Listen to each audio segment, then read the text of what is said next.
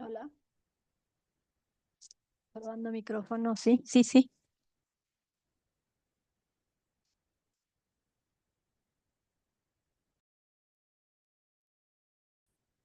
Ya. Bueno, aquí estamos con el objetivo de la clase, que es reflexionar sobre los efectos del cambio climático en nuestro país desde un enfoque social, ambiental y empresarial, promoviendo una ética y el desarrollo de prácticas sostenibles, para que tengan en cuenta.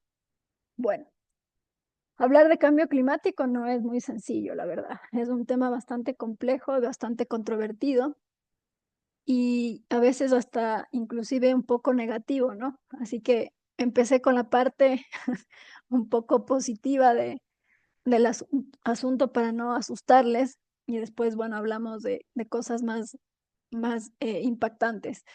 Pero hay que tener en cuenta que es un tema que hay que ponerlo sobre la mesa, es importante hablarlo y bueno, qué mejor que una clase en la que se pueda hacer objetivo cualquier duda, cualquier pregunta, ya saben, me pueden consultar, me pueden decir si están, no están de acuerdo, si no entienden, si no está claro, ¿sí?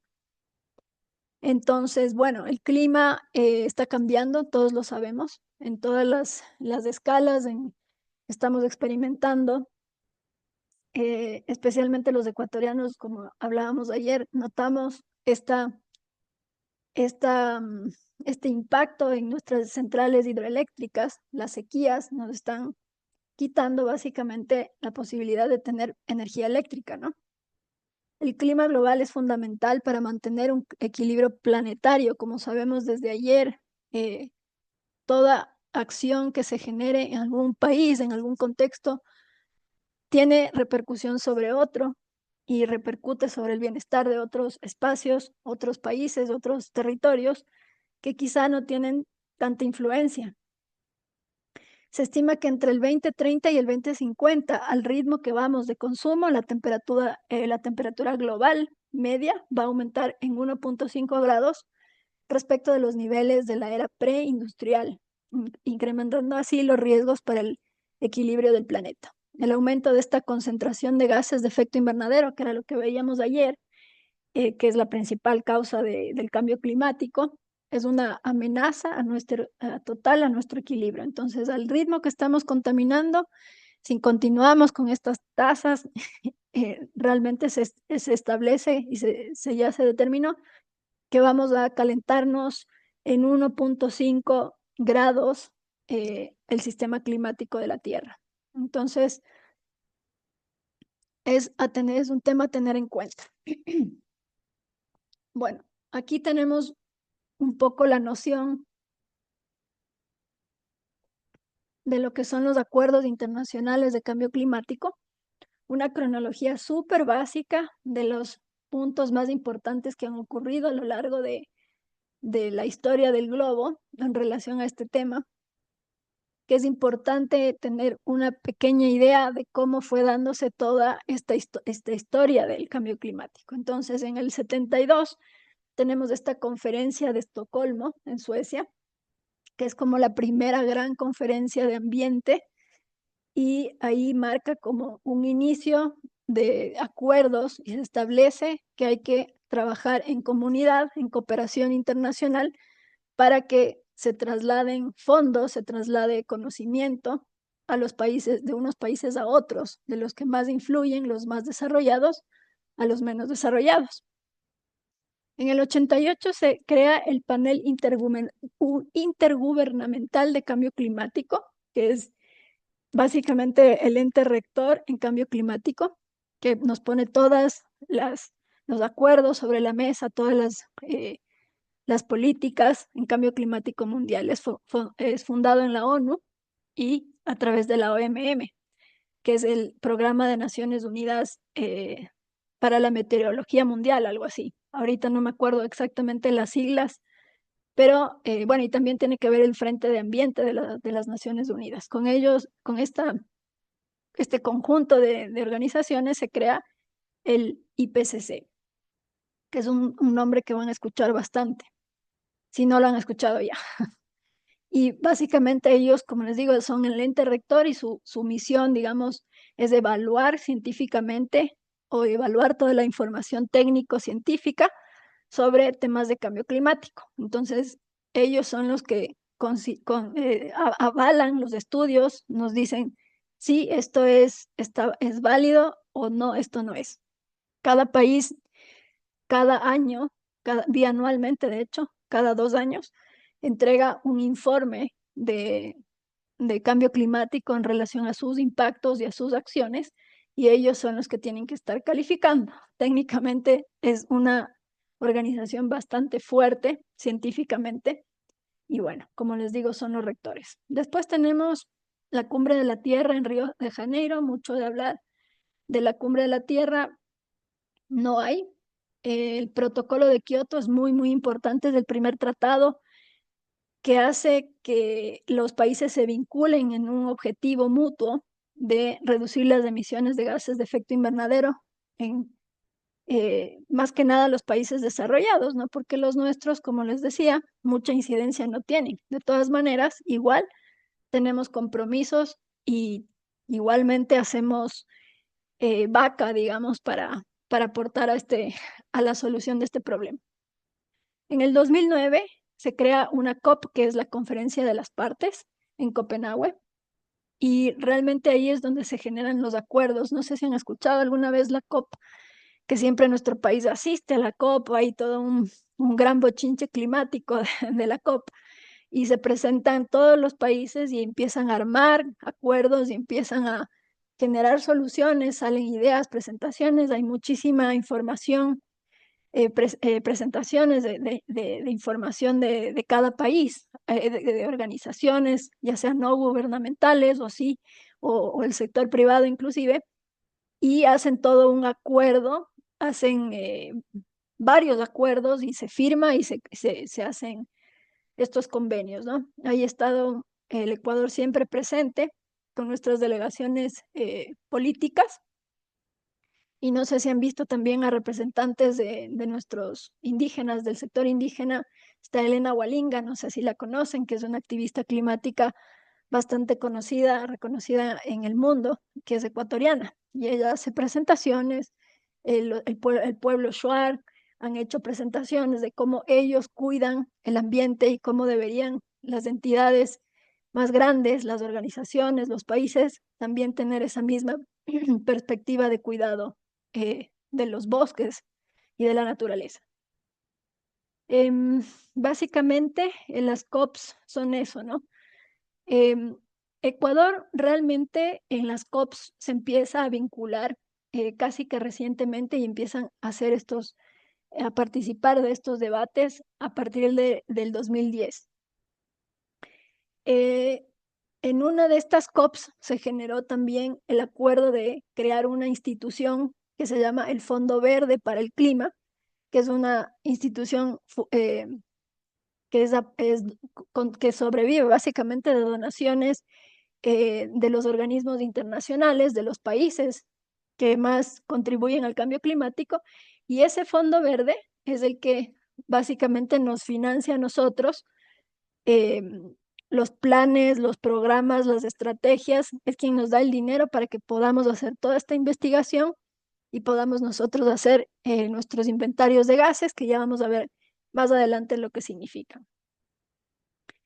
No sé si han escuchado también que justamente en esta última COP, que creo que ya es la COP 26, justamente Estados Unidos, a partir de la llegada de Donald Trump al poder, ellos decidieron que no van a participar de las COPs, no van a participar de los acuerdos internacionales. De hecho, se retiran de los acuerdos internacionales bajo la premisa de que para ellos el cambio climático no existe. Estados Unidos definió que para ellos eso es una mentira política y que nos tienen básicamente engañados a todos con un problema ambiental que no existe, y retiran su apoyo, ya no dan fondos, ya no, ni siquiera tienen, ya no están cumpliendo con los acuerdos climáticos que ustedes conocen. Como ayer vimos, Estados Unidos es de los países que más contribuye con gases de efecto invernadero a la atmósfera, ya que es un país altamente industrializado. Entonces, la comunidad internacional se quedó bastante fría y complicada con el retiro del apoyo de Estados Unidos, que siempre daba fondos, porque justamente está basado, todos estos acuerdos están basados en principios de responsabilidad. Si yo soy altamente contaminante, entonces yo pago para que al que contamina menos no le afecte mi contaminación. Ese es el principio de los acuerdos internacionales en cambio climático. Pero ¿qué pasa? Que uno de los que más contamina acaba de decir, no, yo no contamino, yo no estoy aportando en este problema no existe. Y no sé si escucharon la famosísima frase, drill, baby, drill, que significa lo que ustedes conocen, básicamente extrae petróleo, baby extrae petróleo. Y, y eso lógicamente va en contra o es una práctica súper nociva para el cambio climático. Entonces, no sabemos si es un tema realmente de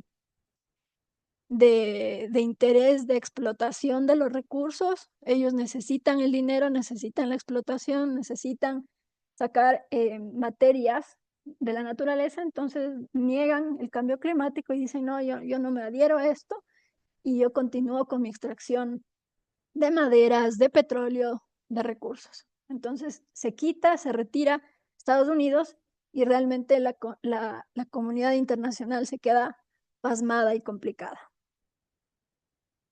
Después tenemos el Acuerdo de París, que es uno de los acuerdos más importantes que se dio en el 2015 en la Conferencia de las Partes número 21. El Acuerdo de París es un acuerdo internacional adoptado en la COP, como les decía, tiene un objetivo principal de limitar este aumento de temperatura global a menos de 2 grados, preferiblemente a 1.5 grados, en la medida que se pueda, ¿no? Respecto de los niveles preindustriales. Para ello, dice, los países deben presentar estrategias de cambio climático orientadas a sus propias realidades a manera de compromisos voluntarios para reducir sus emisiones. Efectivamente, el Ecuador dijo, yo quiero participar, el país, uno de los países más pequeños y que menos contamina, pero bastante responsable con sus ideales y bueno, realmente tuvimos un equipo técnico bastante fuerte que tramitó los fondos y conseguimos hacer esta estrategia de cambio climático, que es como nuestra Biblia, nuestra base política en este tema, ¿no? Entonces el Ecuador dice, yo quiero participar de este acuerdo y se adhiere en el 2017 a formar parte de este Acuerdo de París. El Acuerdo de París es algo que van a escuchar también bastante comúnmente, es un acuerdo muy, muy importante y como les digo, tiene esta meta de que no lleguemos a ese aumento de temperatura que puede ser obviamente catastrófico y bueno, al Ecuador se le asignan los fondos y sacamos nuestra estrategia de cambio climático y hacemos una serie de compromisos ahí. En este Acuerdo de París, perdón, aquí tengo un problema con mi mouse. Ya. En el Acuerdo de París se empiezan además de obtenerse acuerdos, de llegarse a acuerdos y se empiezan a generar conceptos muy importantes, que es la mitigación de emisiones. El concepto de mitigación también es un concepto que ustedes van a escuchar mucho y es importante que lo tengan en cuenta a la hora de aplicar prácticas sostenibles en sus empresas, en los puestos en los puestos que ustedes manejen, en las respectivas empresas. ¿Qué es la mitigación? La mitigación significa reducir o evitar las causas del cambio climático, principalmente a través de la estrategia de reducir las emisiones de gases de efecto invernadero de un país, como el dióxido de carbono que hablábamos ayer.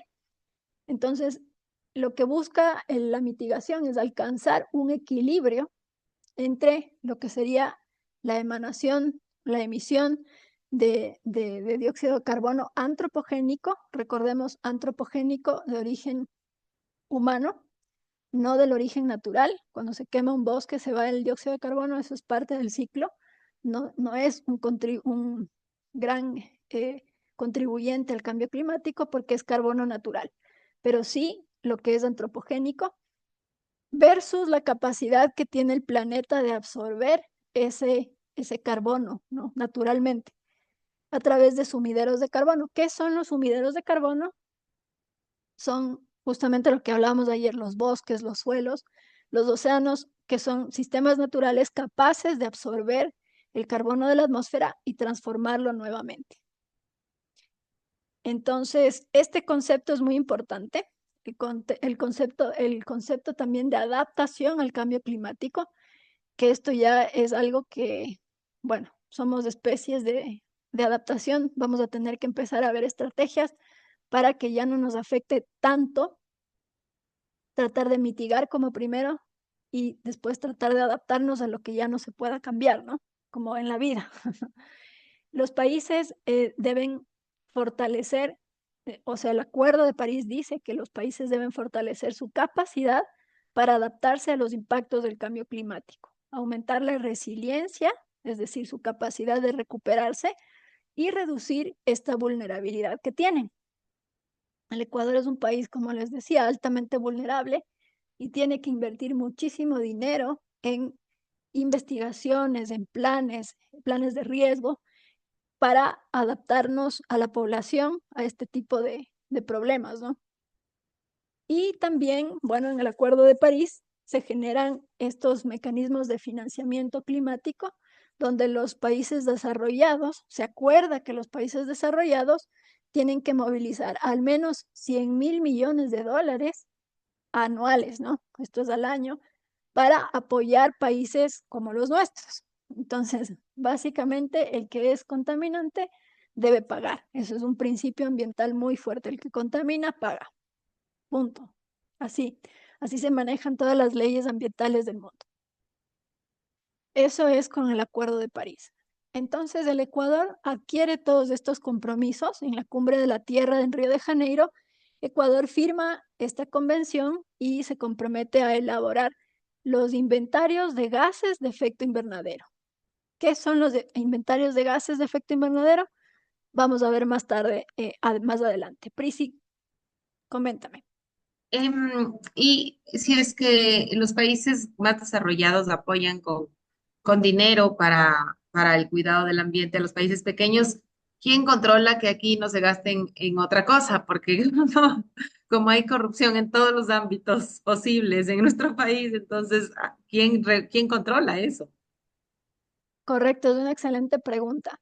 Mira, a través de los fondos, estos fondos se movilizan a través de las Naciones Unidas. Entonces, el Programa Mundial de Naciones Unidas para el Desarrollo, el PNUD, es quien usualmente canaliza estos fondos y los reparte a nivel ministerios o a nivel, también a veces inclusive los GATS, los gobiernos descentralizados también participan de estos dineros para hacer sus propios inventarios, para hacer sus propias estrategias y planes. Entonces, siempre es el PNUD o las Naciones Unidas quien canaliza esos fondos y controla la corrupción, en teoría, porque ¿qué ocurre realmente? Es que a veces inclusive estos mismos organismos internacionales tienen sus partes corruptas, ¿no? Es así, este mundo un poco funciona así, pero realmente te digo que son mecanismos que ellos aplican súper estrictos y claro, cada partida presupuestaria, cada dinero que ingresa, tiene que ser estrictamente justificado con la contratación de tal persona para tal objetivo, de tal consultor para tal otro objetivo, y todo tiene que ser manejado de manera súper transparente. Que ocurran goteos de dinero, eso realmente no sé.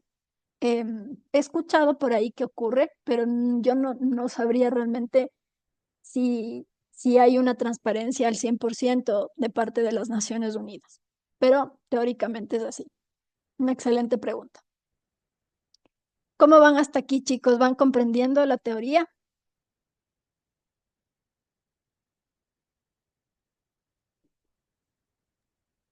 Sí, licenciada. Chévere. Bueno, más adelante les comento qué son los inventarios de gases de efecto invernadero, pero básicamente son cuántos gases de estos 7 gases que les comenté son cuántos gases estoy emanando como país, ¿ya?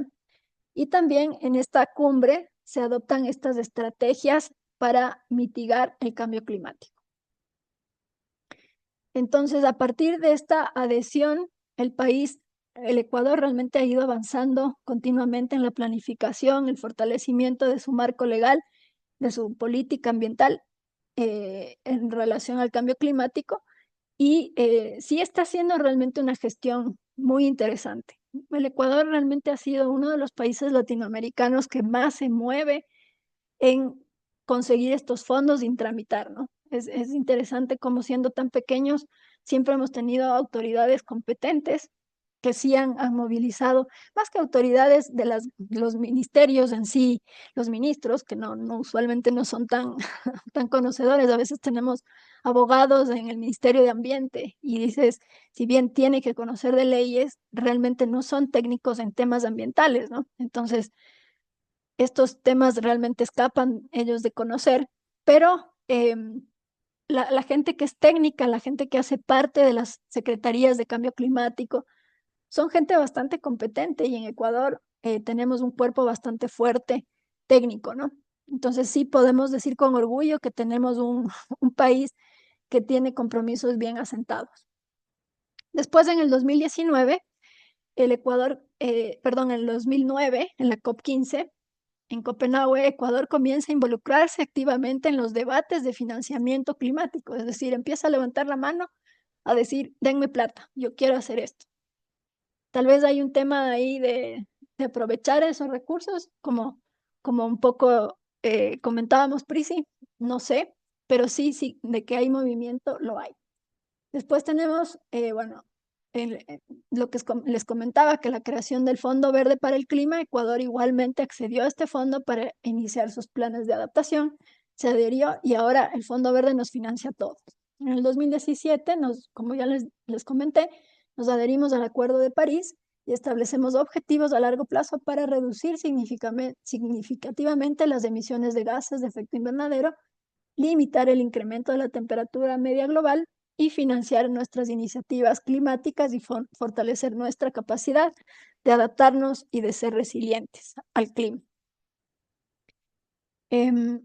Después, bueno, un poco hablarles de esta política nacional, algo de los documentos que tenemos a través de estos financiamientos internacionales, que son la Estrategia Nacional de Cambio Climático, que es un documento que básicamente contiene toda la rectoría política climática nacional, cuál va a ser nuestra visión hasta el 2025. En realidad ya se acaba este año y ya tendrán que hacer un nuevo documento. Después tenemos las NDCs, que son la 1 y la 2, que son las contribuciones no determinadas en cambio climático, es decir, qué acciones concretas voy a hacer yo como país para reducir las emisiones o para adaptarme al cambio climático. Entonces Ecuador dijo, yo me comprometo a reducir en un 20% mis emisiones.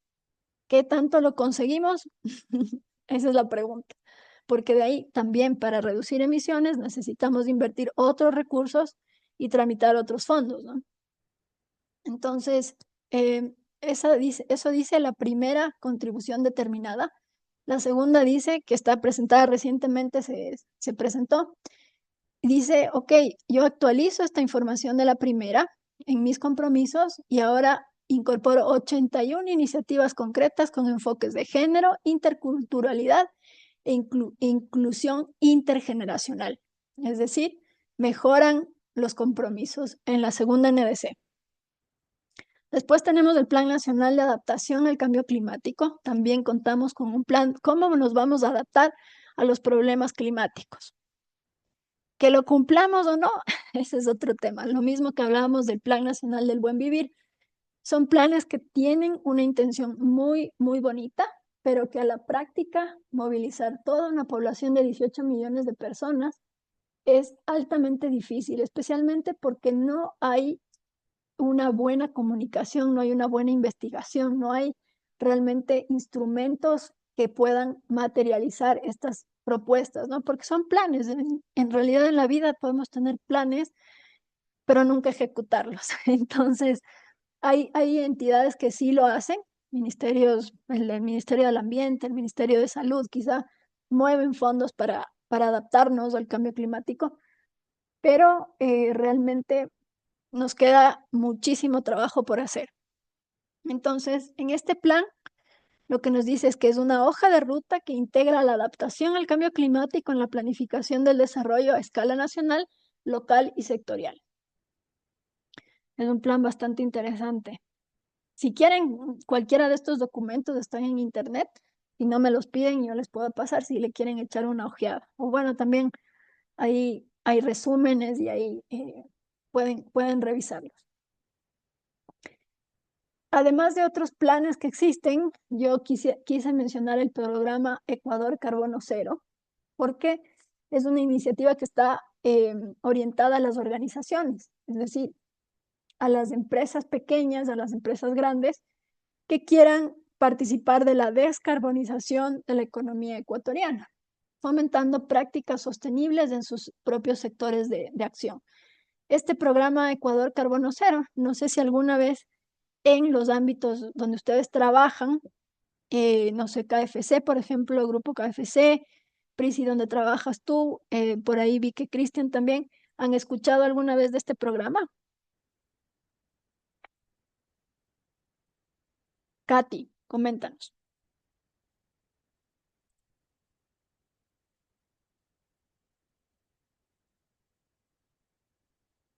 Cristian dice que no.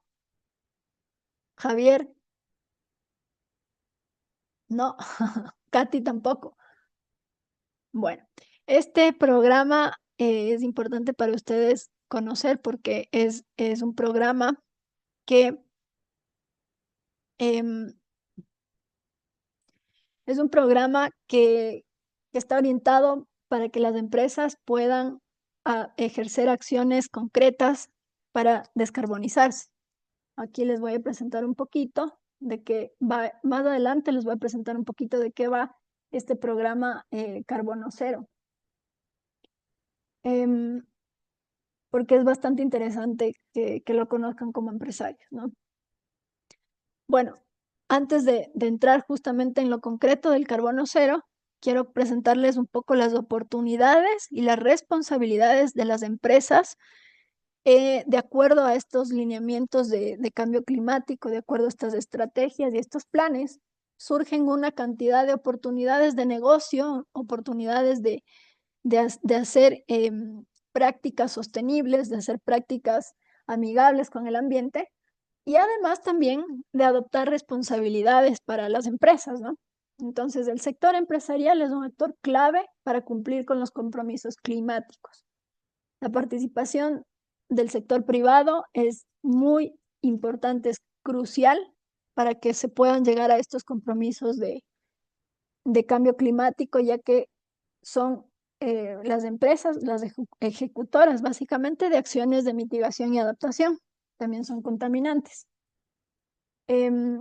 Los procesos de descarbonización productivos tienen que ver con las empresas. El gobierno lo que está haciendo es impulsar la eficiencia energética, es decir, que ustedes utilicen menos recursos energéticos para ejercer sus prácticas. Energías renovables, lo que hablábamos ayer. ¿Alguien se acuerda qué es una energía renovable? ¿Qué son las energías renovables? ¿Se acuerdan? ¿Alguien me puede decir? Los que se pueden utilizar otra vez. Correcto, Javier. Correcto. Son las energías que tienen infinito uso.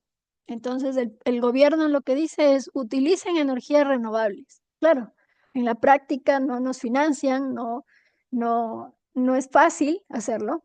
Son energías que tienen su cierto costo tecnológico y a veces no son tan funcionales como las del diésel o el petróleo, ¿no? Las basadas en el carbón, pero que son energías que están disponibles.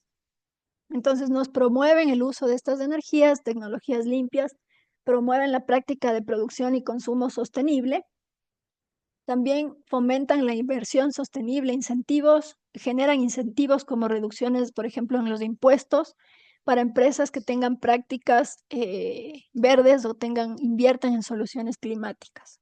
Apoyen al acceso a financiamiento climático a través del Ministerio del Ambiente. Hay algunas iniciativas para que las empresas puedan acceder a financiamiento climático en caso de que tengan proyectos sostenibles y digan, ok, yo quiero dejar de contaminar, quiero tomar esta acción, esta estrategia, pero no tengo fondos. Entonces, teóricamente, otra vez, está plasmado en este plan el acceso a financiamiento. De ahí surge también la economía circular y la ecoinnovación. Las empresas están llamadas a adoptar modelos de economía circular. ¿Alguien tiene conocimiento de qué es la economía circular?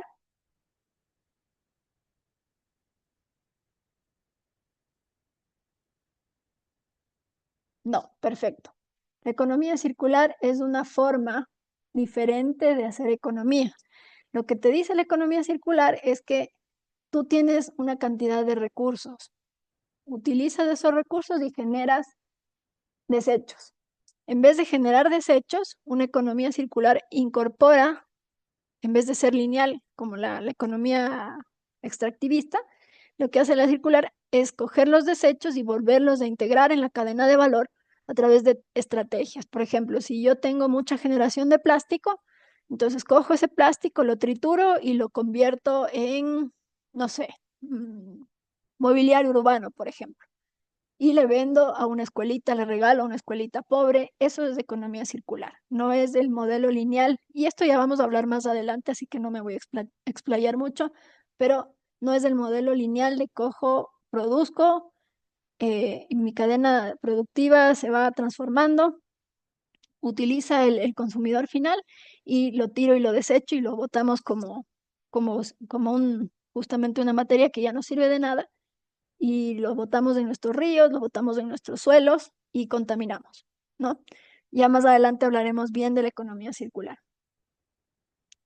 También incentiva a la innovación tecnológica, es decir, si tú quieres invertir en cualquier tecnología que pueda tener un enfoque sostenible, pues el gobierno te impulsa a eso en teoría nuevamente, ¿no? Esto ocurre en teoría. Bueno, más oportunidades para las empresas, gestión de riesgos climáticos empresariales. Hay empresas que tienen mucho riesgo, especialmente las agrícolas, por ejemplo, de que sus operaciones se vean afectadas por el cambio climático, sus cadenas de suministro se vean afectadas y ellos deben generar planes de contingencia. Yo me imagino que ustedes en algunas empresas habrán visto que ellos ya se empiezan a cuidar haciendo estos planes de riesgo climático y dicen, ok, yo tengo que prever que en algún momento me va a faltar agua, me va a faltar, me van a cambiar los sistemas de clima, quizá hayan inundaciones, tengo que tener previsto qué es lo que voy a hacer ante eventos extremos. De ahí, por otro lado, tenemos la transparencia en reportes climáticos. Nos ayudan con información técnica para que hagamos reportes climáticos como empresas que sean bien hechos y que sean obviamente éticos. Por ejemplo, en la medición de emisión de gases de efecto invernadero, eh, nos dan, eh, nos dan la posibilidad de acceder a estándares como el GHG Protocol o las normas ISO. Nos fortalecen las capacidades empresariales. También hay programas de formación y asistencia técnica para empresas, si lo tramitan a través de los ministerios respectivos. Hay apoyo teórico también a pymes en transición hacia modelos sostenibles. Bueno, hay algunas áreas estratégicas donde se pueden generar negocios también, como las energías renovables, la energía solar, eólica, la biomasa. También en la agroindustria sostenible hay una oportunidad, un nicho de participar en agricultura más verde y generar productos más sanos. También en los temas de infraestructura resiliente, servicios de gestión del carbono, soluciones basadas en la naturaleza, como por ejemplo la reforestación, la conservación. Y bueno, aquí tenemos también estas alianzas, digamos, estratégicas público-privadas que se pueden efectuar desde lo privado hasta lo público Por ejemplo, en temas de gestión de residuos, hay muchos modelos en los que la empresa privada puede aportar a la empresa pública para hacer gestión de residuos. También se han abierto espacios de diálogo entre las empresas y el gobierno para establecer una gobernanza fuerte en materia climática, ¿no? Ahora les voy a presentar este tema del programa PEC. El programa PEC es un programa interesante que viene gestándose desde el 2015, que recién un poco empezó a levantarse. Es un programa que nos ayuda a nosotros a poder medir cuántas toneladas de gases de efecto invernadero generamos. Tiene 3 pasos, ¿no? Esto de la cuantificación. ¿Cuántos empieza? Esa es la primera. No podemos combatir algo que no medimos, ¿no? Primero medimos cuántos gases de efecto invernadero estamos emitiendo a la atmósfera.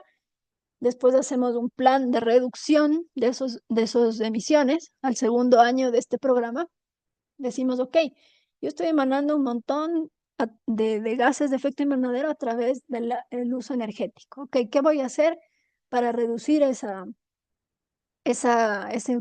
utilización de ese consumo energético? Ok, les voy a decir a mis 200 empleados que apaguen la luz cuando vayan al baño y voy a poner cartelitos. Bueno, cualquier estrategia que se les ocurra, que hay millones de formas, hay softwares, hay inclusive mucha tecnología que nos puede permitir en las empresas reducir el consumo energético y eso también es una ayuda económica, ¿no? Si nosotros dejamos de consumir tanta energía, dejamos de tener facturas altísimas en consumo energético. Después, el tercer paso es la neutralidad, es decir, yo cuantifiqué cuántos gases de efecto invernadero emano, reducí esos gases, hice un plan de reducción y al tercer año tengo la capacidad de comprar bonos de carbono, que ya vamos a hablar también después de eso, y hacerme carbono neutro. No sé si han escuchado estas empresas de carbono neutro, que está bastante de moda, que para mí es un poquito un tema de moda y es lamentable, pero también es un tema que sí ayuda el hecho de que hayan empresas que digan yo quiero ser neutra en carbono. Eso ya es un tema que vamos a hablar mucho más adelante, porque a la hora de que ustedes manejen empresas o tengan puestos importantes o tengan cualquier participación, es importante que conozcan cuál es la realidad de la carbono neutralidad, ¿no? ¿Cuál es el panorama de la carbono neutralidad?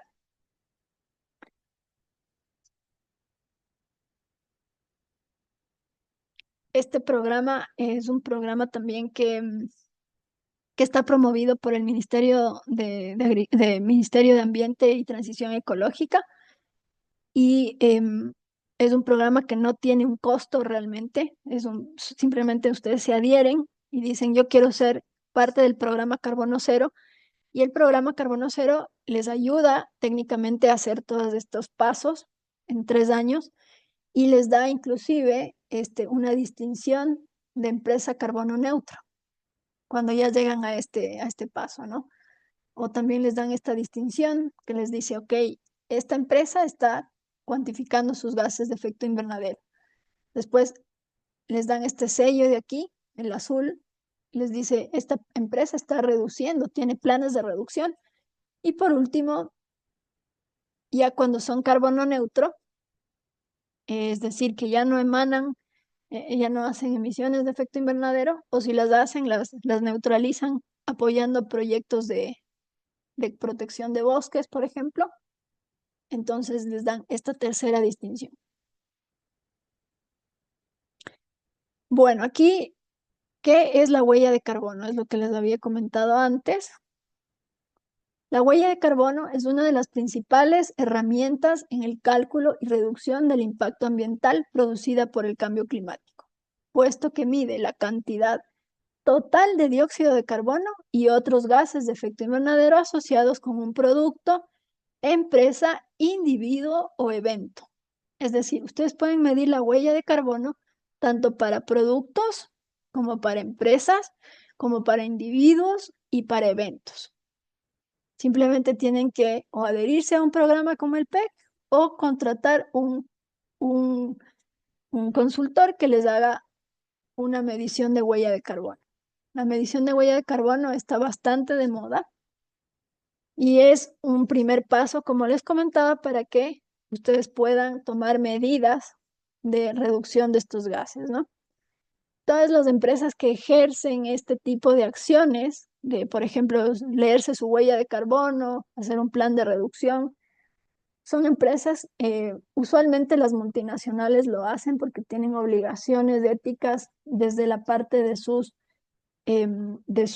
por ejemplo, sellos distintivos. A veces tienen normas ISO que cumplir, estándares de ciertas organizaciones em, que les dan normativas, les dan estandarizaciones de operativas, ¿no? Las ISO especialmente, por ejemplo, eh, y les dicen, sí, tú tienes que cuantificar tu huella de carbono, tienes que decirme cuánto estás contaminando.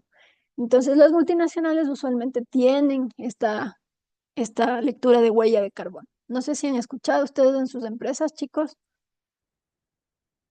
alguna de de las empresas que ustedes están tienen cuantificación de huella de carbono. Cristian,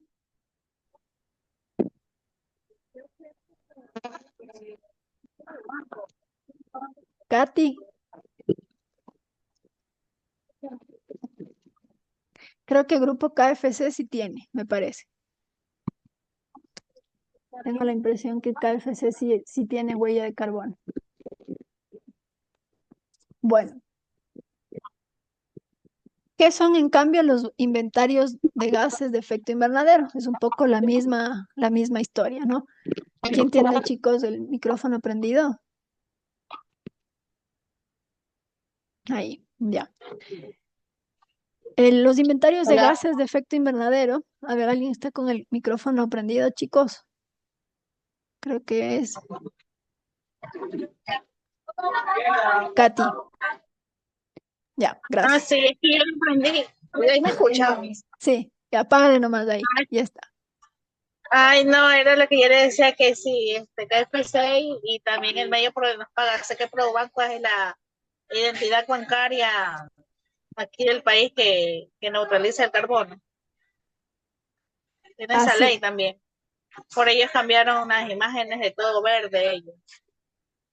Sí, Produbanco tiene una práctica sostenible bastante fuerte. No, ellos no financian ni son técnicos en eso, pero sí el grupo Futuro, que son un poco los dueños o asociados a los dueños de Produbanco, tienen muchísimo movimiento en temas de sostenibilidad. Son bastante responsables. Tienen un montón de empresas y todas esas empresas tienen prácticas verdes. Así es, justamente. Yo creo que KFC sí tiene, me parece, cuantificación de huella. Cristian, cuéntame.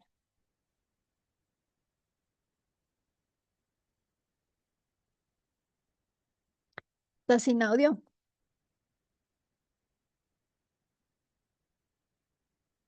Profe, yo le quería comentar que sí, efectivamente, acá sí tenemos en lo que es la reducción de la emisión del amoníaco que sale en ¿cómo es? En el abono de las gallinas. Entonces nosotros tenemos un plan de contingencia que es el de desechar todo eso a lo que son fosas y mezclar con agua. Entonces, una vez que eso se hace más líquido, hay una persona que se lleva porque le da un uso para estadios. Dice que es bueno para el césped.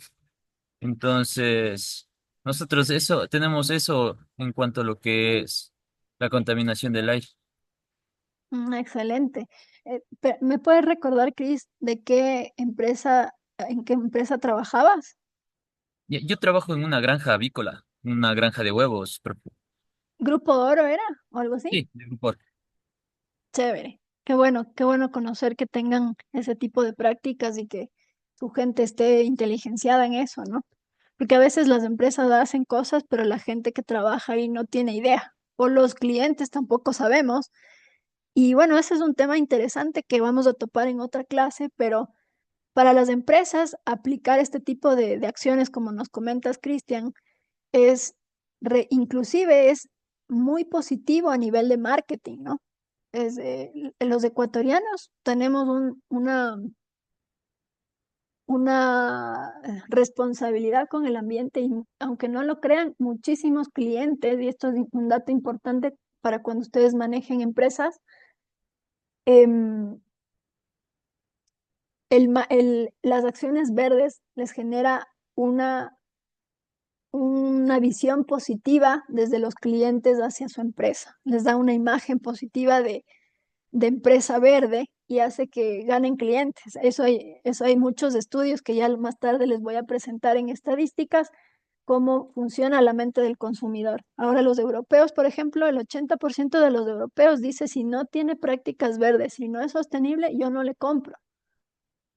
Los latinoamericanos somos un poquito más difíciles, se ha estudiado que es el 50% de la población latinoamericana que exige a las empresas que sean verdes. Pero ahora ya la gente está empezando a decir, yo te compro si eres verde, yo escojo si eres verde. Conforme obviamente tengamos recursos, ¿no? Porque para nosotros en países en desarrollo es más difícil invertir más dinero en una empresa que sea, por más que sea verde y bonita. Si no tengo la plata, no la tengo nomás. Y yo no me voy a comprar en un producto que por más que sea verde, si no tengo el dinero, me voy y me compro la versión barata de la empresa que contamina. Lamentablemente son realidades. Pero en todo caso, que tengan en cuenta, y ya les voy a presentar datos oficiales de estudios de cómo los consumidores escogen a las empresas que tienen este tipo de prácticas. Entonces es importante que las prácticas de las empresas, como la del Grupo Oro, por ejemplo, sean comunicadas tanto a la gente que trabaja como a sus trabajadores como a sus clientes. Bueno, les comentaba de los inventarios de gases de efecto invernadero, que son estos documentos tan complejos en los que se mide y se reporta cuántas emisiones de dióxido de carbono se mandaron a la atmósfera por parte del país, ¿no? Es un inventario que se calcula de manera bianual. Esta es la quinta comunicación, esta es la cuarta, esta es la tercera y hay una primera. Ahorita tenemos 5 comunicaciones nacionales en las que estamos cuantificando nuestro aporte como país al mundo de gases de efecto invernadero. Es un tema bien complejo, bien técnico. Como les comenté, yo participé en la tercera comunicación nacional, justo esta de aquí, en la parte de residuos, y es un aparataje técnico muy, muy fuerte y muy interesante. Es un lindísimo trabajo, un lindísimo reporte y se conoce muchísimo sobre las industrias, sobre las prácticas y los procesos, ¿no? Entonces, en estos inventarios calculamos cuántas emisiones generamos, cuánto dióxido de carbono, cuánto metano, básicamente esos dos son los más importantes, pero también se toma en cuenta el resto de, eh, de gases y se toman realmente acciones para reducirlos, ¿no? Y bueno, me parece que ahorita ya quedamos ahí para nuestro receso. Después vamos a ver los resultados de esas comunicaciones nacionales. Tómense un receso de 10 minutos, chicos, y volvemos para las clases.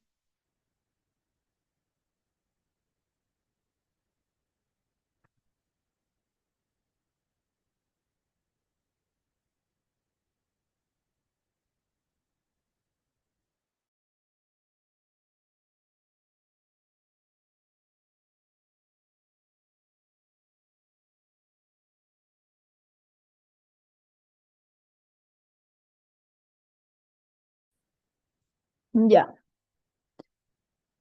ahí estamos de vuelta. Entonces,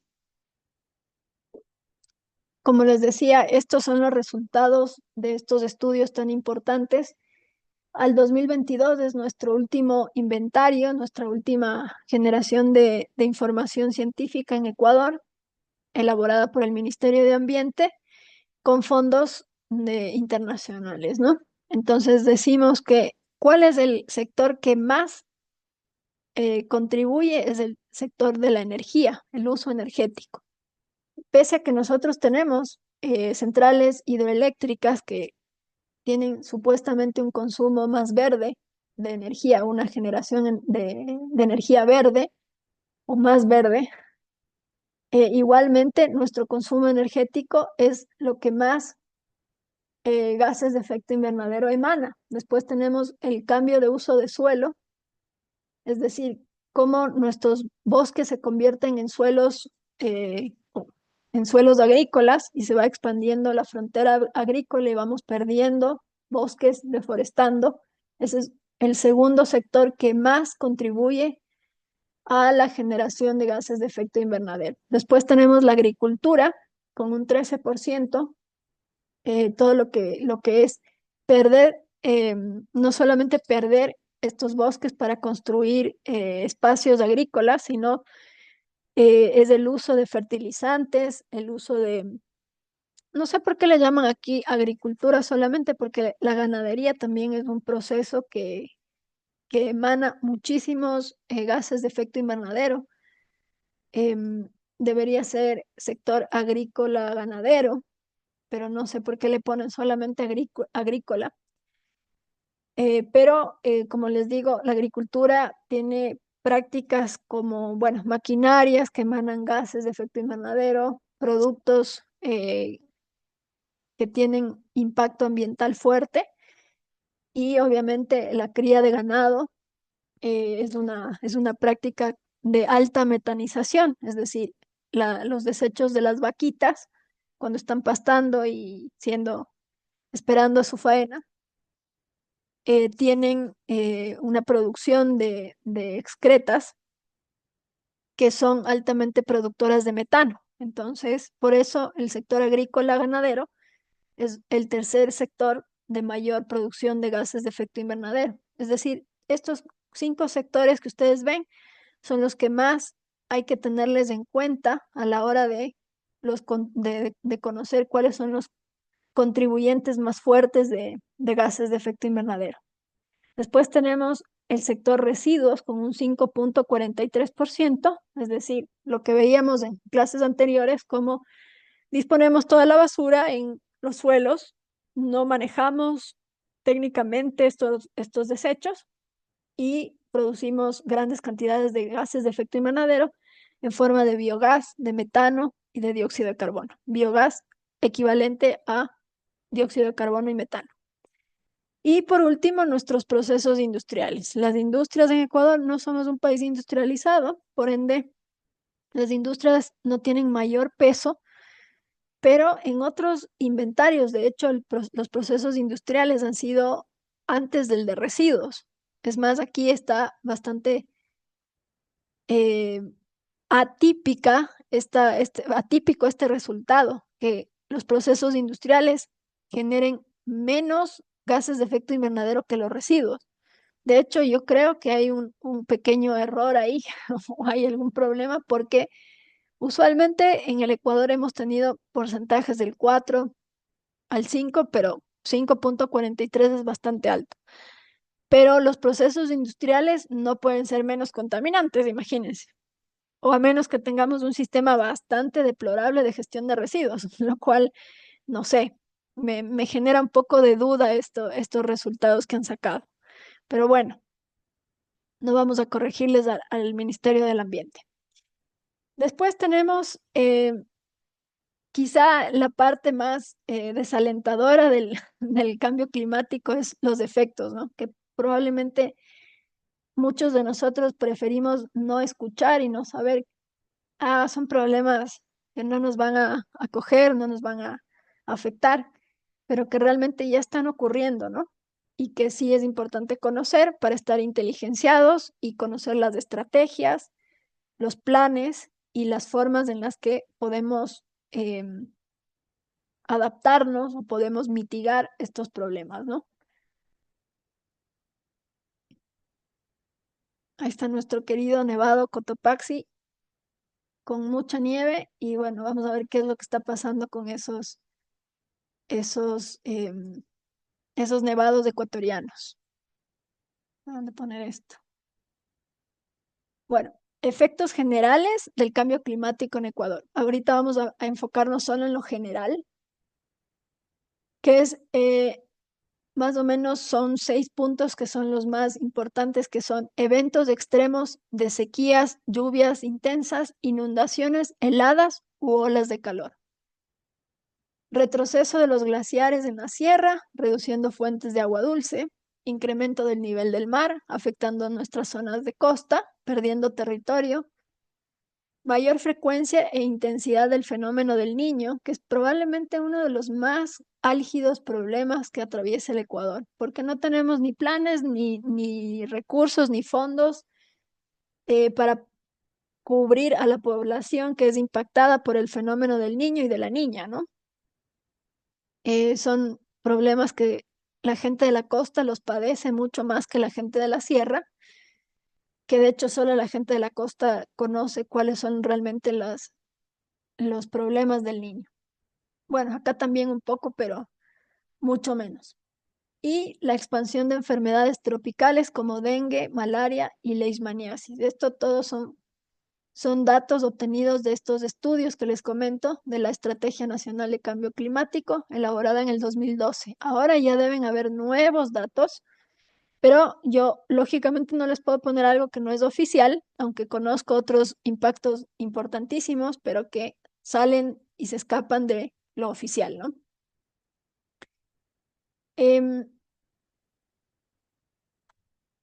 Aquí en esta diapo vamos a hablar de los efectos del cambio climático por sectores.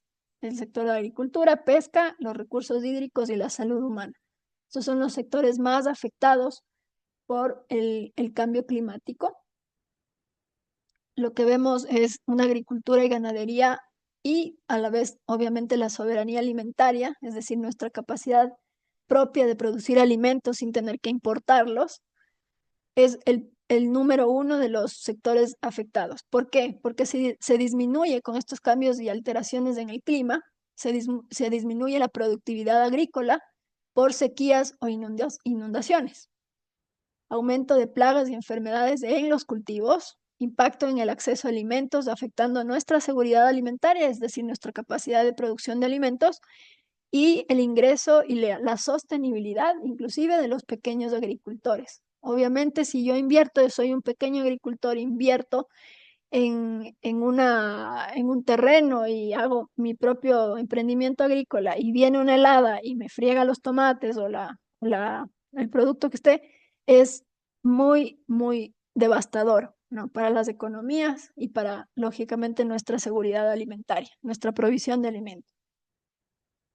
La pesca y la acuacultura son otros terrenos que van a ser altamente impactados por los cambios de la temperatura en el mar. Entonces, la distribución de los peces, especialmente el atún, que es bastante sensible, se van dispersando, aumento del nivel del mar que afecta zonas de cultivo acuícola, mayor vulnerabilidad en el sustento de comunidades costeras, es decir, la pesca y acuacultura son altamente eh, sectores ampliamente impactados. De ahí nuestros recursos hídricos y probablemente los recursos hídricos del mundo. Afortunadamente vivimos en una región latinoamericana que tiene muchas fuentes de agua dulce. De hecho, somos la región prácticamente con más recursos de agua dulce y por eso somos tan apetecidos por los países de estos desarrollados que vienen y compran tierras, por ejemplo, en las Patagonias argentino-chilena. Se llevan todos los territorios. La Nestlé, por ejemplo, no sé si han escuchado el caso de la Nestlé, que se dio cuenta que en algún momento de nuestra existencia humana vamos a quedarnos sin agua por el cambio climático, va a haber sequías y va a perderse las fuentes de agua dulce y lo que dice todo el mundo, ¿no? En el futuro va a haber una guerra por el agua. Bueno, no está tan alejado de la realidad. La Nestlé detectó este problema y dijo, bueno, ¿dónde hay fuentes de agua dulce? La Patagonia argentino-chilena. Fueron y compraron extensiones enormes de terreno, donde hay fuentes de lagos y hay un montón de recursos hídricos, y ellos ahora ya son dueños de las fuentes de agua dulce más grandes del mundo. Entonces, nuestra variabilidad en lluvias y sequías afectadas por el cambio climático nos va a alterar, obviamente, la disponibilidad de agua. El Ecuador es un país muy vulnerable porque dentro de esta zona maravillosa que vivimos de recursos de latinoamericana, somos un país que no tiene tanta disponibilidad de agua. Aunque parece lo contrario, el Ecuador sí puede llegar a tener un riesgo muy grande de provisión de agua, ¿no? Hay riesgos para la producción hidroeléctrica. Imagínense, nosotros somos país que tiene casi que, me parece que es un 70 u 80% de producción de energía basada en hidroeléctricas, y eso es gravísimo a la hora de que vengan estiajes, sequías importantes y nos dejen sin agua, ¿no? Y el riego agrícola, lógicamente, como ya hablamos, la agricultura. En cuanto a la salud humana, somos un país bastante vulnerable igual, por ser un país no tropical, sino cercano al trópico, que tiene mucha cantidad de vectores, como mosquitos, roedores, todos estos animalitos que nos producen enfermedades. Ya ven el brote que hubo recién de producto de los animalitos. Y tenemos una alta incidencia de enfermedades por falta de recursos, falta de vacunación, falta de acceso a recursos públicos para atendernos en los hospitales. Tenemos una red de salud bastante deficiente. Entonces somos altamente vulnerables, no tenemos cómo responder simplemente a que nos caiga una, algún problema de una pandemia nueva, algún virus, somos bastante vulnerables porque no tenemos un sistema de salud pública sólido. No tenemos recursos, no tenemos inversión, no tenemos estudios, y prácticamente tenemos una población bastante alta de gente que no tiene acceso a la salud pública. No hay hospitales bien abastecidos. Entonces somos un país altamente vulnerable. También por temas de contaminación del agua tenemos la transmisión de enfermedades por las inundaciones, ¿no? Y mayor vulnerabilidad de grupos pobres y rurales. Claro, como somos un país que está en vías de desarrollo, tenemos grupos altamente vulnerables que son de las zonas rurales, de las ciudades, donde hay mayor riesgo de contraer estas enfermedades porque hay faltas de acceso al agua potable, a la red de alcantarillado, y eso nos vulnerabiliza, lógicamente, como grupos de menor atención económica.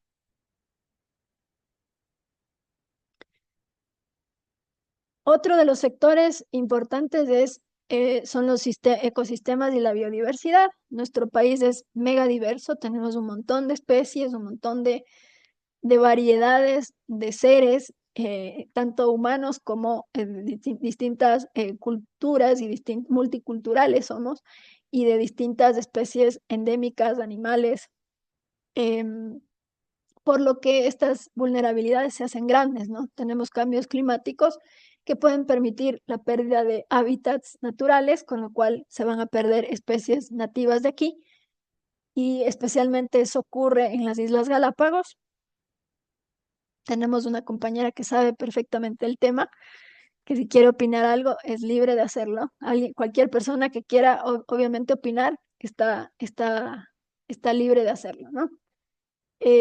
Por la introducción de especies invasoras, Galápagos tiene esta vulnerabilidad que los que no son colonos, los que somos extranjeros, así seamos ecuatorianos, entramos y llevamos basura, llevamos pestes, al llevar basura se generan el crecimiento de colonias de ratas, de animales invasores que atentan contra estos animalitos, estos bichitos de las Islas Galápagos, que son únicos en el mundo. Infraestructura y economía, los daños en carreteras, puentes, oleoductos, viviendas y centrales eléctricas por eventos extremos. Pérdidas millonarias de dinero para el 2025 se han estimado para este año, si es que no se toman medidas, especialmente con relación al tema de las sequías. Asentamientos humanos, tenemos un riesgo de deslizamientos, inundaciones y escasez de servicios básicos en zonas urbanas y rurales. ¿Por qué? porque hay un montón de colonias de personas que se establecen y se asientan en espacios rurales, en espacios prohibidos o espacios no habilitados para eso por la carencia de recursos, y ahí es cuando ocurren deslizamientos, inundaciones, cualquier tipo de eventualidad, y ellos son los más vulnerables, ¿no? Porque por justamente no tener un espacio seguro donde construir sus viviendas. Y eso lógicamente nos lleva a pérdidas humanas, materiales, concentradas en poblaciones que son más pobres.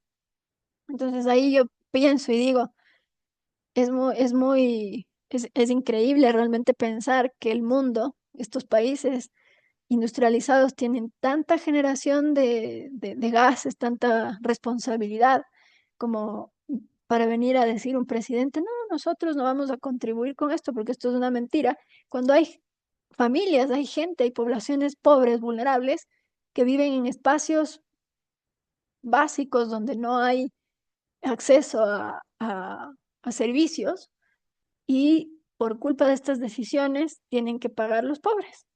A mí me parece tremendo eso, la verdad. Bueno, tenemos un sector industrial y energético en riesgo por la disponibilidad de agua, de materias y para los procesos industriales, ¿no? Aumento en costos económicos por daños a las infraestructuras o interrupciones energéticas. Por eso les decía que es importante que el sector industrial, las empresas conozcan cuáles son sus riesgos climáticos. Incluso en otros países ya hay seguros climáticos y ellos pagan una cuota, claro, gente que tiene plata, ¿no? Acá es más difícil que una industria, que una empresa diga, "Ah, yo me voy a dar el lujo de comprarme un seguro climático por si acaso me agarra una eventualidad y se me vaya a caer alguna ladera encima o me vaya a pasar algo y yo ni me entero qué me va a pasar, qué riesgos corro, no hago estos estudios, no compro seguros y finalmente terminan ocurriendo daños eh, a la infraestructura, a los edificios o un montón de otros riesgos que pueden haber de acuerdo a la empresa, a la localidad, a los procesos inclusive que desarrollan y, bueno, están en alta vulnerabilidad, ¿no? Pero como les decía, hay estos seguros climáticos, ya hay empresas que compran en estos países desarrollados y dicen, ah, yo me aseguro, pago una cantidad, unas primas altísimas y estoy asegurado por si viene el señor cambio climático y me destroza. No es nuestra realidad. Impacto social y desigualdad. Esto es pan de cada día y es evidente, las poblaciones sociales van a ser siempre las más afectadas.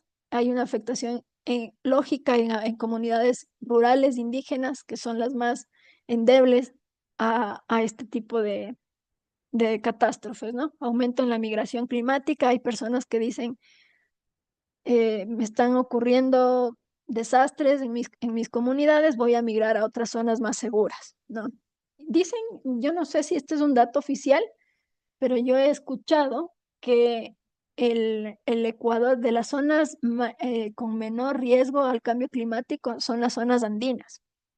Entonces, eventualmente, obviamente no en estos años que nos quedan, porque realmente esto es algo un poco a largo plazo, quizás nuestros hijos, nietos lo puedan vivir, pero se comenta que ya la frontera entre el mar y la tierra va a reducir tanto la parte de territorio que prácticamente los únicos que estamos seguros son los montañeses, los que vivimos en zonas altas, ¿no?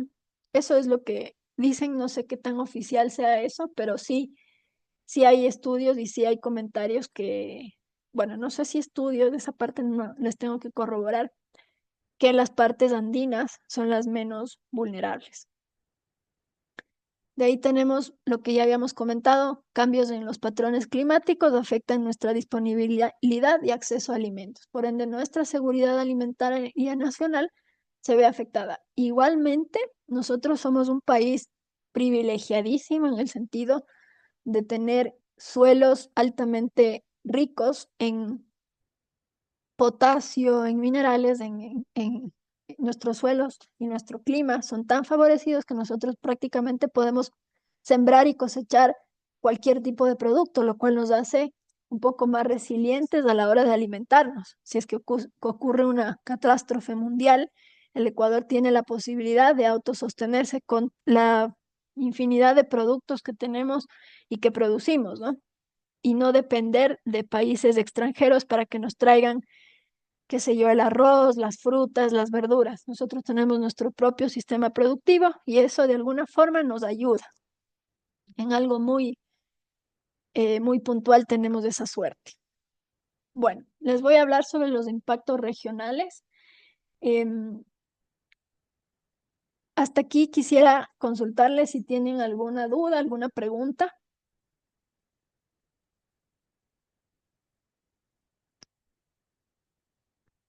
¿Algún comentario? ¿Están comprendiendo bien el material? ¿Está aburrido? ¿Está divertido? ¿Está alarmante? ¿Alguien quiere comentar algo? Está interesante y también alarmante.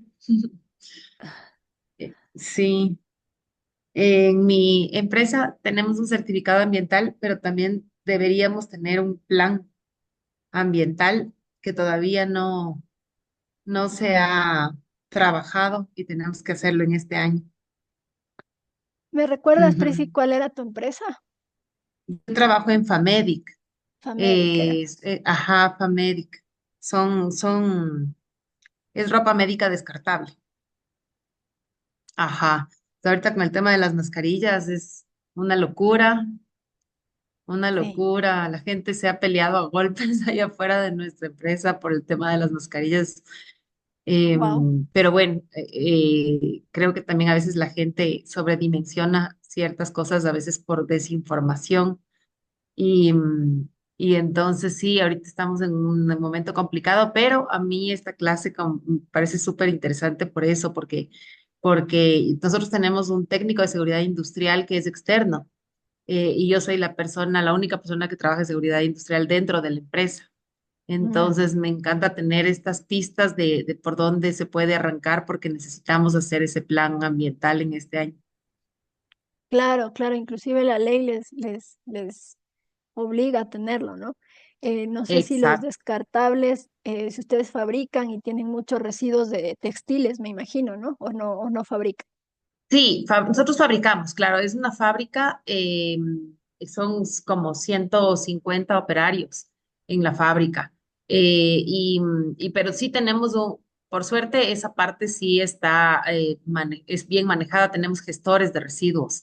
Entonces nosotros reciclamos todo el cartón, todo el plástico y toda la tela, los residuos de tela y todo se lo llevan gestores ambientales.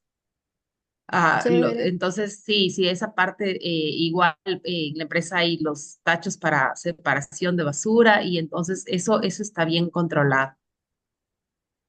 Sí, por lo que nos comentabas, alguna práctica tienen, ¿no? Sí, hay empresas que realmente no hacen nada en absoluto, aunque sea que la ley te obligue a hacerlo, hay empresas que realmente no hacen nada y es bastante alentador escuchar que empresas como la tuya o algunas que tienen estas prácticas, ¿no? Quería preguntarte, tú sabes, y es una curiosidad personal, eh, ¿tú sabes cómo funciona este sistema de entregar a un gestor de residuos? ¿La empresa les paga a los gestores o los gestores les pagan a las empresas? Esa es una duda que he tenido desde siempre, Los ¿sabes? gestores nos pagan a las empresas. Ah, mira, Entonces tiene un precio de acuerdo al peso. Entonces, dependiendo cuánto se llevan, pero es bastante, o sea, es un ingreso interesante. Yo no sé por qué las empresas no lo miran, aunque sea, si no es por conciencia ambiental, es también un beneficio para la empresa, porque digamos que mi gestor de tela y plástico, va un día por semana y en ese día deja un cheque de unos 250 $300 por todo el desecho que se lleva.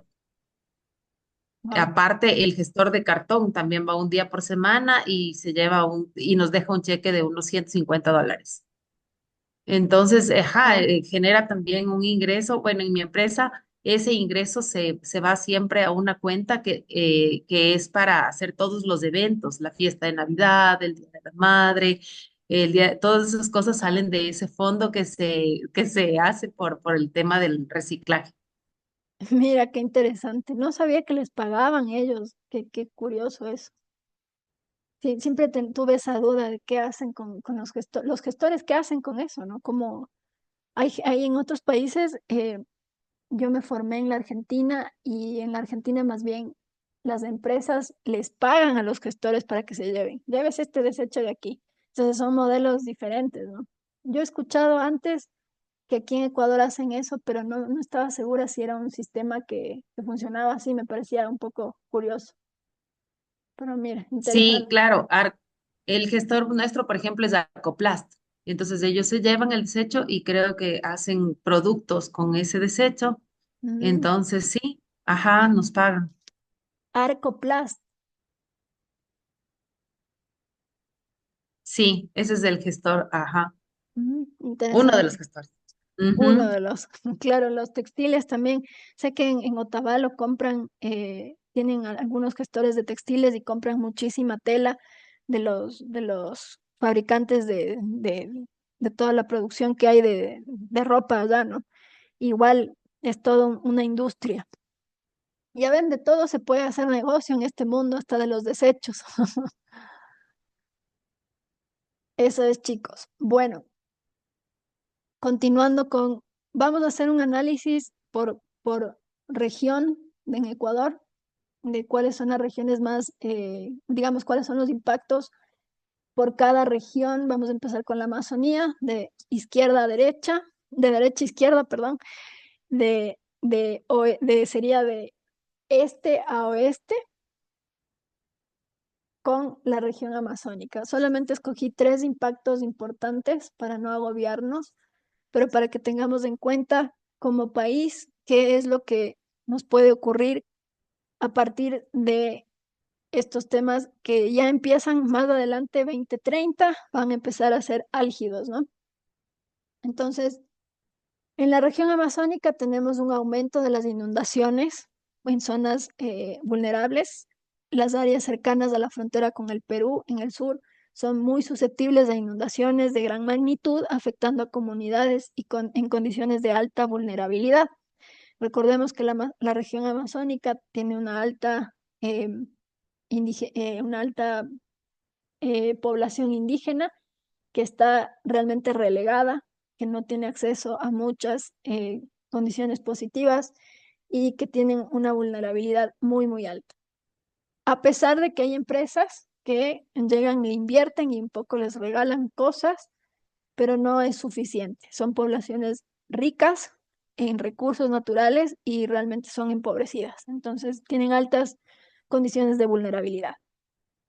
Una disminución de la oferta hídrica, como hablábamos del Ecuador, no es que sea un país que tiene tanto recurso hídrico, entonces la escasez de lluvias va a ser un conflicto fuerte en el futuro y va a tener una marcada reducción en nuestra disponibilidad de agua potable, ¿no? Agua dulce para consumo humano, agrícola y ecosistemas.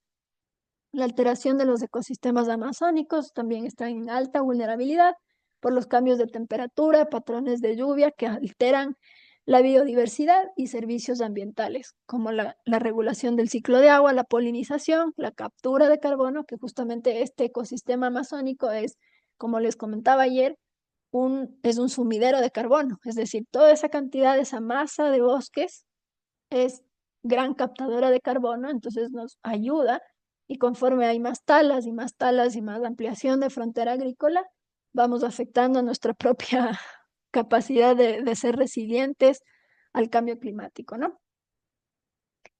Em, si bien escogí solamente 3 puntitos, por ahí a veces es necesario comentar cosas que por ejemplo, en la región amazónica hay un riesgo altísimo para las especies endémicas y justamente los pueblos indígenas, ¿no? Esta pérdida de hábitats y el cambio en la distribución de a dónde migran las especies, justamente por temas de clima, pone en peligro a la fauna única de la región y afecta obviamente a lo que es las comunidades comunidades indígenas que habitan ahí, que igualmente no tienen ni condiciones sistema de alcantarillado, agua potable, redes de provisión de energía, entonces están altamente vulnerables. Disminución de servicios ambientales estratégicos también es una de las vulnerabilidades de la región amazónica, porque los bosques amazónicos, como les comento, nos ofrecen una regulación climática. Entonces, cuando no hay control de la deforestación, empiezan a ocurrir procesos en los que se pierden masas boscosas grandes, hay una alta erosión, falta de captura de carbono y, bueno, todos los riesgos que hay por perder justamente estos bosques. Ustedes conocen que los bosques son reguladores del clima. Ustedes ven, no sé si se han fijado, especialmente en las ciudades como Quito, Guayaquil, las ciudades un poco más grandes, a veces estamos afectadísimos por el calor. En Guayaquil, por ejemplo, o en Quito, por igualmente olas de calor que hay. Se está subiendo la temperatura en los veranos y estamos muertos del calor en Quito y decimos, bueno, ¿qué pasa, no? El rato que ustedes van a un parque, van a una zona donde hay bosques o las calles que mayor masa boscosa tienen, que en realidad no es masa boscosa, sino unos árboles, 3 árboles plantados, ustedes perciben una baja en la temperatura, es decir, los árboles tienen la capacidad de regular estas temperaturas y de permitirnos gozar de sombras, de gozar de espacios donde las moléculas de calor se vuelven más frías y por eso es importante, por ejemplo, en ciudades como Guayaquil, que no hay muchos espacios verdes, que sería muy interesante que los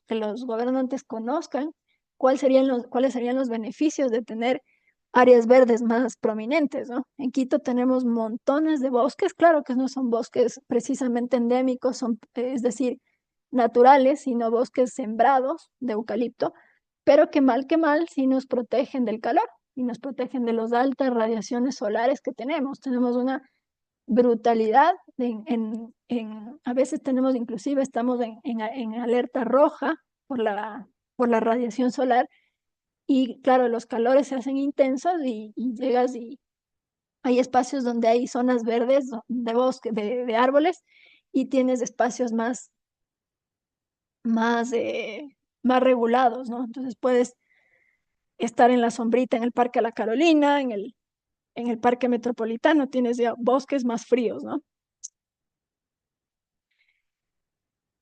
La región sierra. La región sierra igualmente tenemos 3 importantes problemas que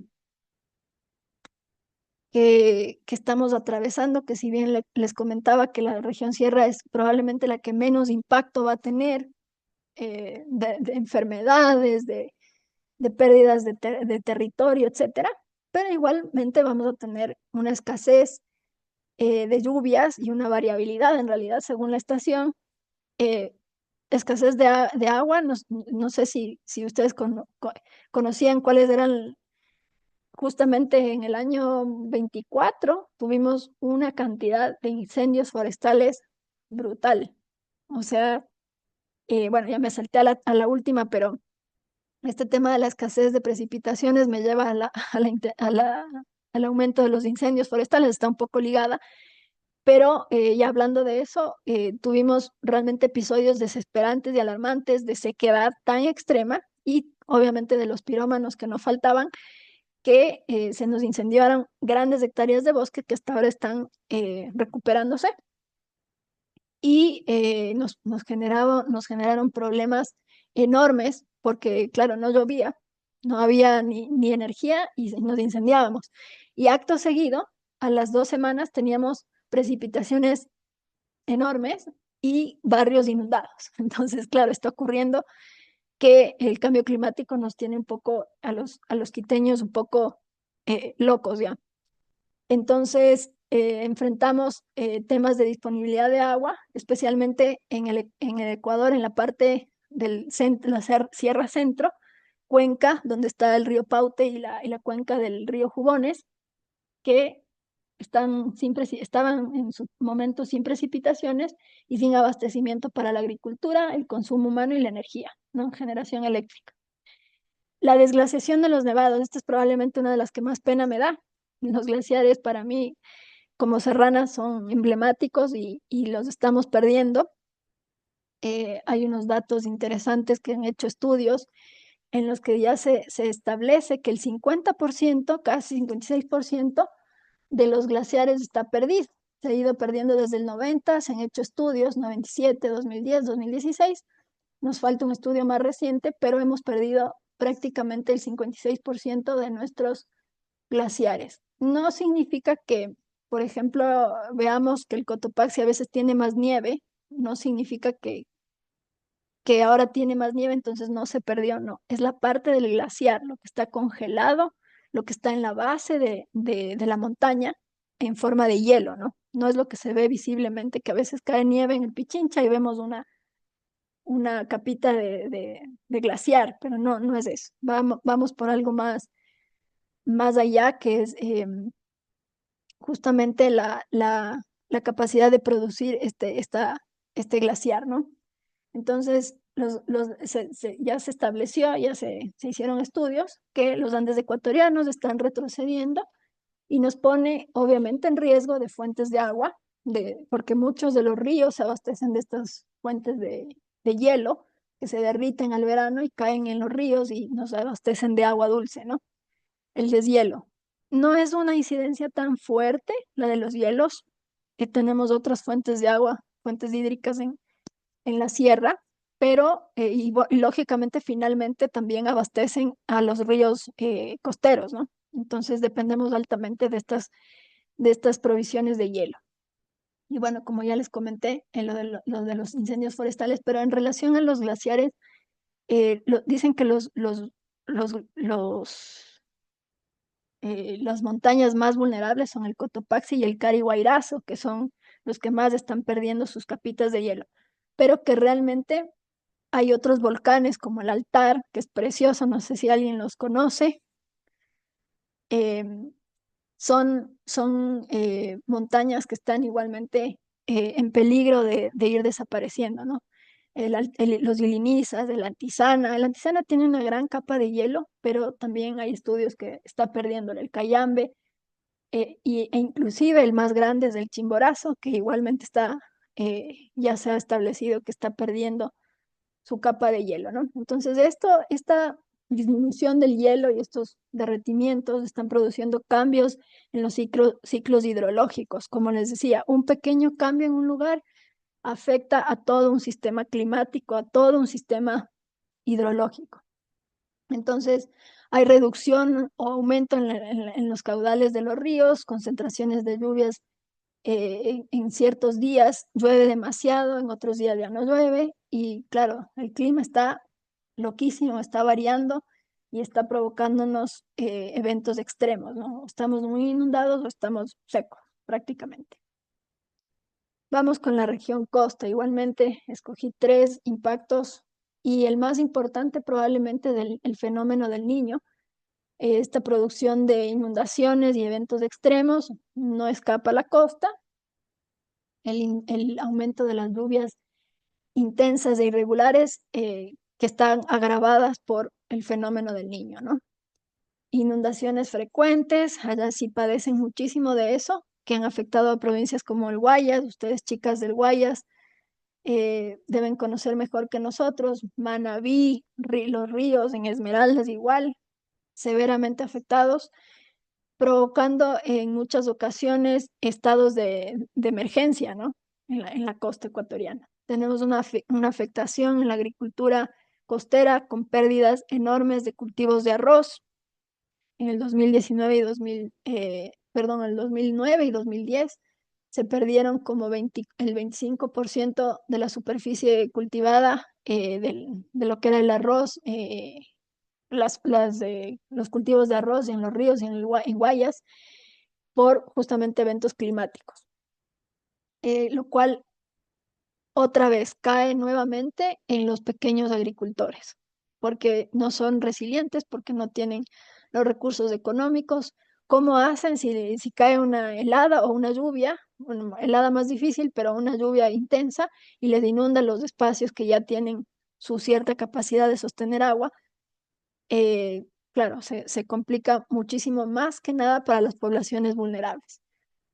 Hay pérdida de manglares, ecosistemas costeros, inundaciones, que hay eventos de sedimentación que amenazan la integridad de estos manglares, los manglares son ecosistemas muy, muy delicados y muy importantes para la subsistencia de nosotros como colectivo humanitario. Los manglares se ha probado que tienen grandes capacidades de capturar carbono, son hogar de muchísimas especies, los manglares son muy, muy importantes y realmente en el Ecuador lo último que hacemos es cuidarlos.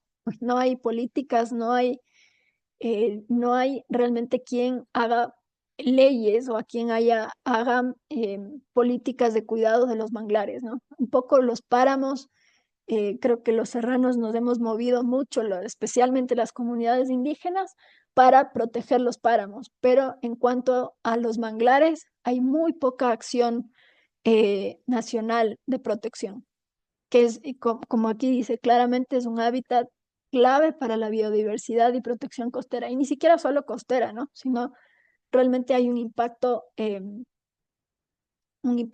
a otras escalas territoriales.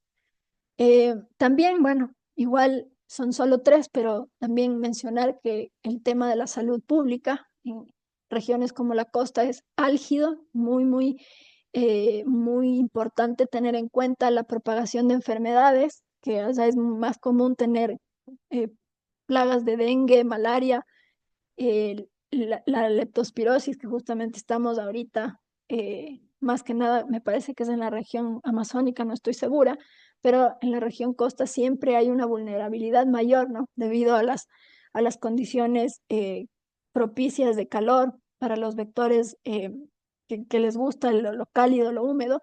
Entonces siempre la gente de la costa está más expuesta a este tipo de bichos y de enfermedades. También los desequilibrios hídricos, todos los conflictos por agua, igualmente el Ecuador, como les decía, es un país vulnerable con temas de agua. Tenemos inundaciones en las partes bajas del Guayas, del río Jubones, y también a la vez también igual que en Quito, igual que en la sierra, riesgos de sequías en zonas cercanas a la línea costera. Entonces también altamente vulnerables, los chicos de la costa. Y bueno, y muchísimas otras consecuencias también que hay, ¿no? Pero que tampoco les voy a amargar la noche, chicos. Y vamos a mi región favorita, la región insular. Eh, una región altamente vulnerable, una región probablemente una de las más vulnerables por la pérdida de territorio, el aumento del nivel del mar. Vamos a tener, ya está identificado según la Estrategia Nacional de Cambio Climático, vamos a tener cambios en las corrientes marinas. El cambio climático intensificado ha hecho más frecuentes los eventos del fenómeno del Niño y de la Niña, alterando las corrientes marinas que rodean a las Galápagos. Em, Eso es probablemente uno de los impactos más fuertes que va a recibir las Islas Galápagos. Y estos cambios en las corrientes marinas intensifican obviamente o hacen más frecuentes los eventos de, de, cómo es del fenómeno del niño, ¿no? Es una cosa que tiene un impacto, ¿cómo se dice? Es un impacto, el uno le genera al otro y el otro nuevamente le genera un impacto en círculo, digamos, ¿no? Efectos también en especies emblemáticas. Hay especies que están en gran peligro, especies icónicas como las tortugas marinas se ven particularmente afectadas por el aumento de la temperatura del agua. No resisten ya aguas más calientes de lo que está y están habituadas. Y estos cambios en las corrientes también pueden destruir sus hábitats, sus nidos, sus espacios donde ellas habitan y reducir estas tasas de reproducción, que de por sí ya son especies que están teniendo que ser gestionadas porque están desapareciendo, ¿no? Les tienen que criar en hábitats artificiales, de granjas, digamos, de espacios de conservación para que ellas puedan subsistir, porque ya realmente al aire libre o en lo agreste están expuestas a un montón de cosas como, de eventos como el climático, como inclusive la generación de estas, la proliferación de estas especies de animales ferales, de animales como perros, ratas, etcétera, ¿no? El riesgo también es para la biodiversidad marina, no solamente para los animales terrestres de Galápagos. Em, la biodiversidad marina, por una disminución de nutrientes, por el cambio de temperatura de las aguas, como les decía, que afecta tanto a peces como a las aves marinas de Galápagos y otros animales que dependen de estos recursos, ¿no? Esto puede llevar a una reducción importante de las poblaciones de los animales y afectar especialmente a las especies endémicas que son más vulnerables, ¿no? Y bueno, las especies invasoras siempre tienen menos riesgo porque son mucho más fuertes, por algo subsisten en climas que no les corresponde. Entonces, bueno, todos estos impactos aquí delineados son impactos que hay que tener en cuenta y que es urgente que la población conozca y que empecemos a implementar medidas de conservación o medidas de adaptación o medidas de mitigación al cambio climático, especialmente en las Islas Galápagos que tienen una fauna, una flora única, una biodiversidad única y que también tienen pobladores que están en alta vulnerabilidad, ¿no? No sé si nos quieres comentar algo, Maribel, al respecto. No sé si a ustedes les capacitan en temas de cambio climático, les dan algún tipo de charlas o de información acerca de cómo protegerse. No sé si estás ahí, Maribel, y nos quieres comentar algo. Sí, profe. O sea, que nos den charlas y eso, no, para nada, la verdad. Más que todo nosotros nos enteramos es ya porque aquí es un lugar pequeño y por ende aquí todos nos enteramos, todo, todo, todo. Y en esto de cuando hay los cambios climáticos acá, es fatal, Mm. porque acá es un lugar bien cálido. Y cuando hay estos cambios de temperaturas, el invierno es horrible, así similar casi como Quito, ¿Es frío? que yo ya fui, sí, Ah, cuando mira. pasado esto del fenómeno del niño, fue horrible. Ahora que yo estuve en Quito, ya lo palpé y era así, literal, que andábamos en guantes, en bufandas, Wow. en, ¿cómo se llaman? Los gorritos, y se veía así la neblina. Fue en el tiempo que es unos 6 años atrás más o menos, 6, 7 años atrás que fue lo que es el fenómeno del niño. Qué increíble que en Galápagos haga frío. Qué bestia. Sí, demasiado. En ese tiempo hizo demasiado, pero de ahí por lo general ahorita estamos en temporada de calor. El sol es horrible, fatal. Ujú. Y Me esperemos que imagino. en junio, julio, agosto ya viene el frío, pero es suave. Ese frío lo tolero, es suave. Claro, el frío de Sí. Quito está tremendo también, pero impresionante que en Ujú. Galápagos haya frío de usar guantes y gorro. Eso me choquea Sí, bastante. eso fue hace tiempo. De ahí no hemos vuelto a pasar eso. Y bueno, Que así justamente mismo del con las tema lluvias y todo. claro, de la variabilidad del clima, ¿no? Justamente. Sí. Bueno, ¿alguien más que quiera compartir algo? Sino para ya cerrar aquí la clase.